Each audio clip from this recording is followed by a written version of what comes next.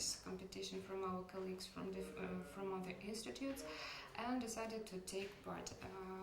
There were about 5 different nominations and we took one topic, and it was interior and design of European and Russian homes and my ideal home. We divided all the information that we needed among 8 students, and after gathering all the information from the internet, libraries, from books, together and made it up and sent it to the competition. In about 3 weeks they got the news that we took the 3rd prize in this competition, and it was very unexpected and we were very glad, and we didn't know how to react at first.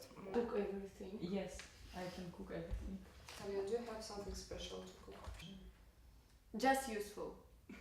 When we came there, we understood the level of this competition. A lot of pupils of other countries, not only from Russia but from other countries abroad, were taking part in this competition. Vice President of this company, RSO, Andrei Shvetsov, awarded us. The ceremony was wonderful, amazing.